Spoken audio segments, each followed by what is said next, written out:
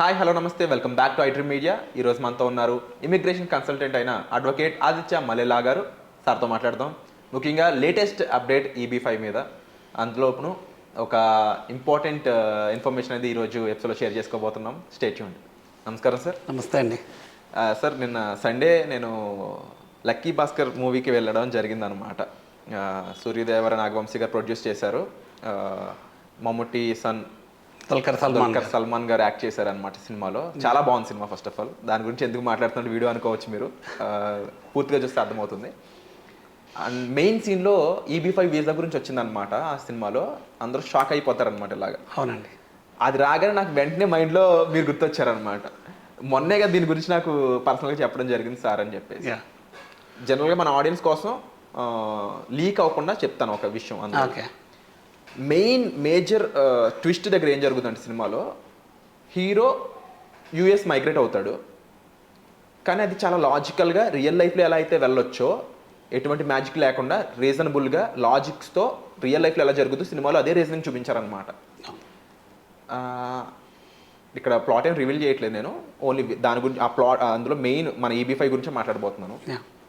ఆయన ఒక ప్రాసెస్ ద్వారా US వెళ్తాడు, అక్కడ సిటిజన్ కూడా అయిపోతాడు, అంటే గ్రీన్ కార్డ్ కూడా సంపాదించుకుంటాడు EB-5 ద్వారా. అది మీకు కూడా తెలిసి ఏ విధంగా అనేది, రియల్ లైఫ్లో అది ఏ విధంగా జరుగుద్ది, మన ఆడియన్స్ కూడా అలా చేయొచ్చా, ప్లీజ్ చెప్తారా?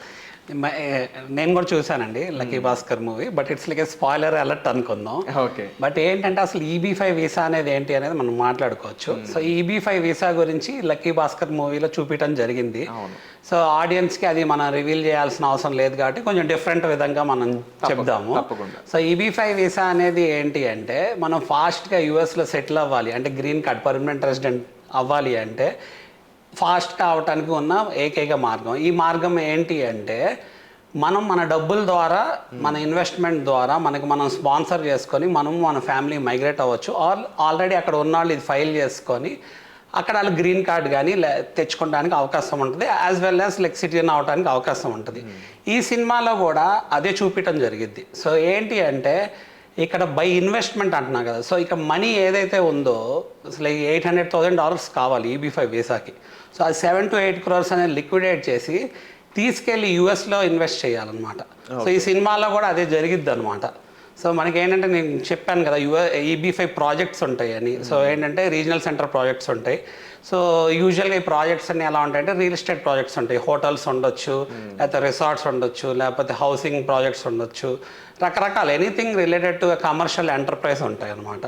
సో ఆ మనీని తీసుకెళ్ళి ఎప్పుడైతే మనం అక్కడ ఇన్వెస్ట్ చేస్తామో, సో ఈ EB-5 వీసా ద్వారా మనం గ్రీన్ కార్డ్కి క్వాలిఫై అవ్వటం జరిగిద్ది. ఈ లక్కీ భాస్కర్ సినిమాలో కూడా మనకి ఏంటంటే ఇది చూపించడం జరిగిద్ది అనమాట.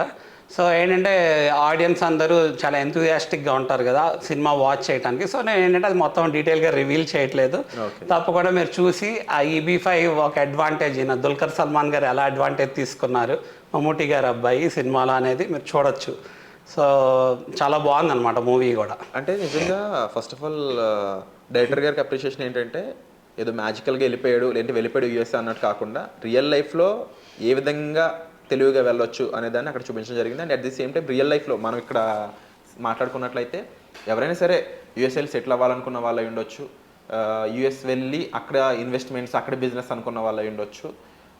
ఒక ఇన్వెస్ట్మెంట్ అక్కడ పెట్టడానికి ఎలాంటి సౌకర్యాలు ఉన్నాయి ఇప్పుడున్న సిచ్యువేషన్స్లో, ఇప్పుడున్న కాలంలో. ఇది 2024 నడుస్తుంది కాబట్టి అప్పుడు పీరియాడికల్గా టైం డిఫరెన్స్ ఉంది కాబట్టి, ఇప్పుడున్న రూల్స్ అండ్ రెగ్యులేషన్స్ ఏ విధంగా ఉన్నాయి, నేనే అక్కడ 7 to 8 crores ఇన్వెస్ట్ చేద్దామనో, లేదంటే ఒక హోటల్ కొందామనో, ఒక ఇల్లు కొందామని అనుకుంటున్నాను అనుకోండి, ఏంటి ప్రాసెస్ ఏంటి? సో మనకు అర్థం కావాల్సింది ఏంటంటే అండి, సో ఇప్పుడు వెళ్ళి మనకి యూఎస్లో మనం సెటిల్ అవ్వాలి అంటే, సో ఎవరైనా యూఎస్కి వెళ్ళిన వాళ్ళకి వాళ్ళ ఫైనల్ గోల్ ఏంటంటే to get green card, permanent రెసిడెంట్గా మారటం. అలానే గ్రీన్ కార్డ్ వస్తేనే వాళ్ళు సిటిజన్గా మారగలరు, సిటిజన్షిప్ అప్లై చేయగలరు. సో అది అలా చేయాలి అంటే అసలు ఉన్న మార్గాలు ఏంటి? యూజువల్గా ఏంటంటే అందరూ ఎడ్యుకేషన్ ద్వారానో లేకపోతే ఎంప్లాయ్మెంట్ వీసా ద్వారానో వెళ్తారు. వెళ్ళాక అంటే ఈ స్పాన్ అంతా తీసుకుంటే వాళ్ళకి ఒక 3 to 5 years or 5 to 7 years ఒక ఎంప్లాయర్ మనకి వర్క్ వీసా స్పాన్సర్ చేసి, అలానే మన ఎడ్యుకేషన్ చేసి, తర్వాత ఎంప్లాయర్ గ్రీన్ కార్డ్ స్పాన్సర్ చేసి, ఈ అప్లికేషన్ ఇదంతా అవ్వటానికే మనకు 5 to 7 years పట్టింది అనుకోండి. తర్వాత మనకి గ్రీన్ కార్డ్ వెయిటింగ్ లిస్ట్ ఉంది అనమాట. ఎందుకు అంటే చాలా మైగ్రేషన్ రేట్ ఉంది ఇండియా నుంచి. సో దానివల్ల ఏంటి అంటే more than 100 years green card రావడానికి పడుతుంది. మరి ఫాస్ట్గా గ్రీన్ కార్డ్ రావాలి అంటే EB5 వీసా ద్వారా ఏంటంటే ఇమీడియట్గా నెక్స్ట్ 6 to 8 monthsలో వర్క్ ఆథరైజేషన్స్ వస్తాయి. 1.5 yearలో కండిషనల్ గ్రీన్ కార్డ్ వస్తుంది. 3 to 5 years 4 to 5 yearsలో మనకి పర్మనెంట్ రెసిడెంట్ గ్రీన్ కార్డ్ వస్తుంది.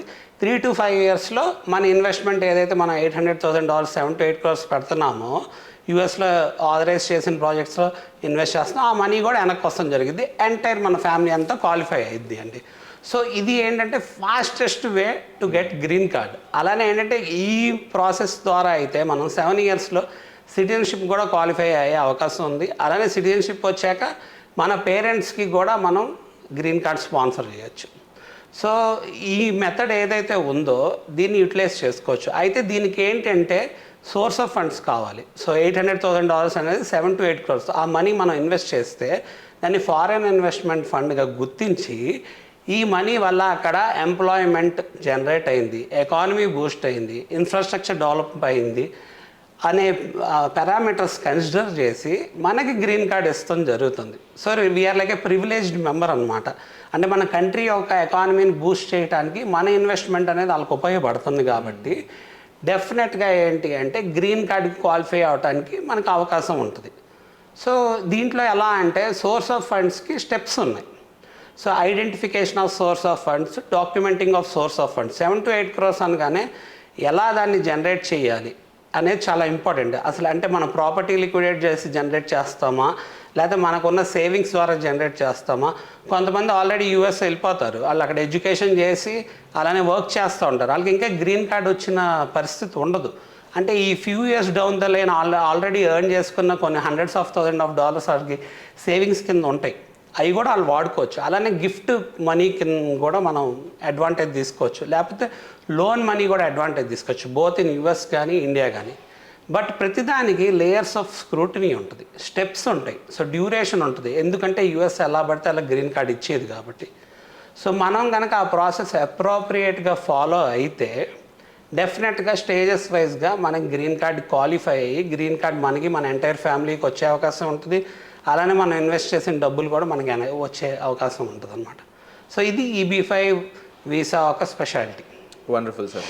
అండ్ చాలామందికి ఉండే డౌట్స్ కూడా ఏ విధంగా ఉంటుంటాయంటే, నేను అక్కడికి వెళ్తాను, వెళ్ళాక అక్కడ ఈ డాక్యుమెంట్ ప్రొసీజర్స్ అనేవి ఏ విధంగా ఉంటూ ఉంటాయి, ముఖ్యంగా అక్కడ ప్రొఫెషనల్స్లో కానీ అక్కడ ఉండే లీగల్ అథారిటీస్తో కానీ ఇటువంటి ఇష్యూస్ ఉన్న మీలా ఇప్పుడు ఇమిగ్రేషన్ కన్సల్టెంట్స్ ఏ విధమైన హెల్ప్ చేస్తూ ఉంటారు? ఇక్కడి నుంచి అక్కడికి అంబెసీ ద్వారా కానీ లేకపోతే మీరు వాళ్ళని కంప్లీట్గా అక్కడ సేఫ్గా చూసుకోగలరా? కొంతకాలం ఇక్కడ అక్కడ ఇప్పుడు గ్రీన్ కార్డ్ వచ్చే టైం డ్యూరేషన్ ఏదైతే సెటిల్ అవడానికి టైం డెఫినెట్లీ ఆ టైంలో మీ యొక్క హెల్ప్ చాలా ఇంపార్టెంట్. అవునండి, లీగల్గా అయి ఉండొచ్చు, సజెషన్స్ అయి ఉండొచ్చు, ఎందుకంటే అక్కడ అమెరికాలో ఉన్న రూల్స్ అండ్ రెగ్యులేషన్స్ అలాంటివి. మన మీద ఎప్పుడు ఎంత కాదనుకున్నా ఆ డిఫరెన్షియేషన్ అనేది ఉంటూనే ఉంటుంది, అది ఉండకుండా ఉండదు కమ్యూనిటీస్లో కానీ అదర్ థింగ్స్లో కానీ. సో మీ హెల్ప్ ఏ విధంగా ఉంటుంది? సో ఏంటంటే మల్లెలా గ్లోబల్ ఎలా గైడ్ చేస్తుందంటే EB5 వీసా అనేది చాలా వాస్ట్ సబ్జెక్ట్. అసలు ఇమిగ్రేషన్ లా అనేది చాలా వాస్ట్ సబ్జెక్ట్. సో ఏంటంటే ఇమిగ్రేషన్ లాలో చాలా వీసాలు ఉన్నాయి, చాలా కంట్రీస్ చాలా డిఫరెంట్ వీసాస్ ఉంటాయి. సో మనం మాట్లాడుకుంటున్నది ఏంటంటే EB5 visa to get green card అనమాట.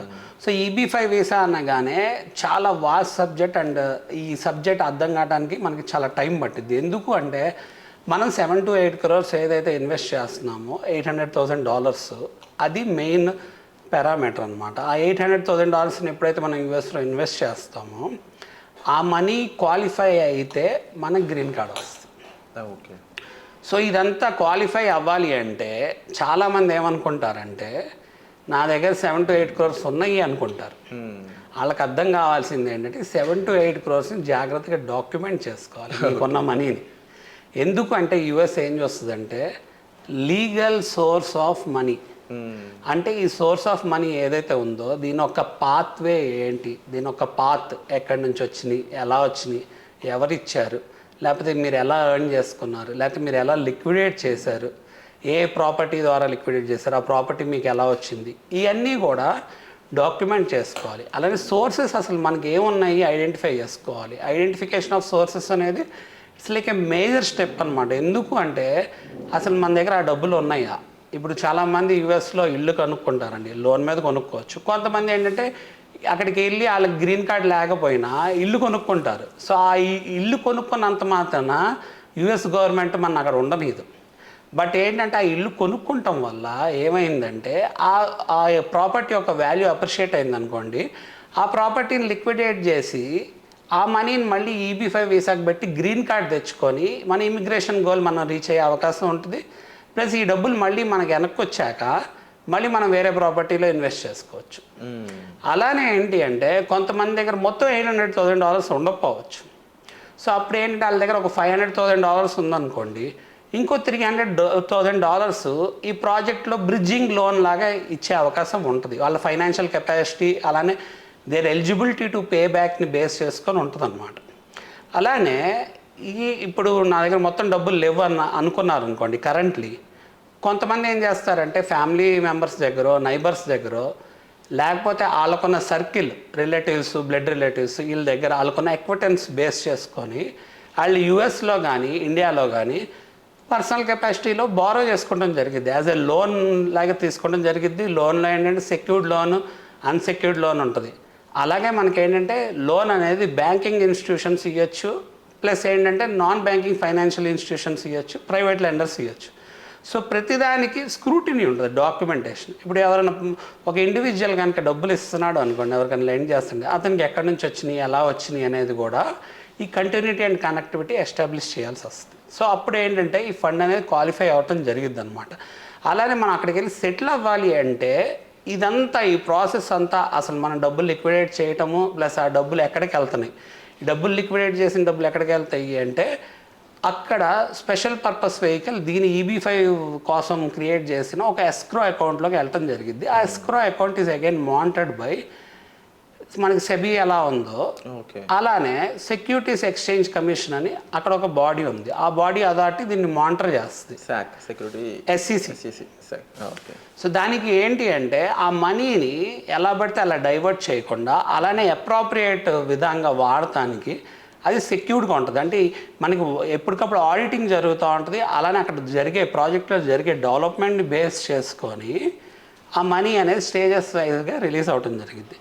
ఎప్పుడైతే ఈ ఏదైతే పర్పస్ ఉందో అది సాల్వ్ అయిపోయి తర్వాత ఏంటంటే ఆ మనీ వెనక్కి వస్తే మళ్ళీ ఎవరైతే ఇన్వెస్ట్ చేశారో EB5 ఫండ్ ద్వారా వాళ్ళకి ఈ మనీ వెనక్కి వస్తుంది జరిగింది అనమాట. సో ఈ ప్రాసెస్ అంతా గైడ్ చేయడానికి డెఫినెట్గా మల్లెలా గ్లోబల్ ఉంది. అంటే 100% కూడా మీరు మీ యొక్క సహాయాన్ని వాళ్ళకి ఇవ్వాలని నేను మనస్ఫూర్తిగా కోరుకుంటున్నాను సార్. డెఫినెట్గా అండి. సో ఏంటంటే మేము ఎలా మా ఆలోచన ఎలా ఉంటుంది అంటే, సో ఎవరినైతే మనం బాగా ఎన్లైన్ చేసి వాళ్ళకి బ్రెయిన్ స్టార్మ్ చేసి వాళ్ళకి ఈ సబ్జెక్ట్ మీద అవేర్నెస్ క్రియేట్ చేసి వాళ్ళు నిజంగా ఏంటంటే if they are good listeners and if they are reciprocating with us to understand the subject in a more detailed way, we are ready to educate and create awareness for them. Wonderful, sir. So ఎప్పుడైతే వాళ్ళు చేస్తారో we wish they will be successful in their path అన్నమాట. తప్పకుండా sir. Otherwise ఏమైంది అంటే there might be a chance where they will be at risk. అసలు risk అనేది ఏంటి అనేది వాళ్ళకి తెలియకపోతే వాళ్ళు అది మిటిగేట్ కానీ ఓవర్కమ్ కానీ చేయలేరు. తప్పకుండా ఈ విషయాలన్నీ కూడా వచ్చే ఎపిసోడ్లో క్లియర్గా డిస్కస్ చేద్దాం తప్పకుండా. అండ్ ప్రస్తుతానికైతే మీకు ఇనిషియల్గా ఏదైతే ఇంట్రోలో ఇన్ఫార్మ్ చేస్తామో దానికి తగ్గట్టు ఇలాంటిది రియలిస్టిక్గా ఏ విధంగా చేస్తారనేది మీకు మూవీలో చూపించడం జరిగింది. దానికి తగ్గట్టుగానే ఇక్కడ డీటెయిల్గా సార్ కూడా ఎక్స్ప్లెయిన్ చేయడం జరిగింది అసలు ఆ ప్రాసెస్ ఏ విధంగా ఉంటుంది అనేది. దాంతోపాటుగా అక్కడికి వెళ్ళాక సార్ యొక్క హెల్ప్ మీకు ఏ విధంగా దొరుకుతుందని కూడా క్లియర్గా చెప్పడం జరిగింది. And thank you so much for such information and providing such help to the immigrants, sir. Thank you so much. Thank you.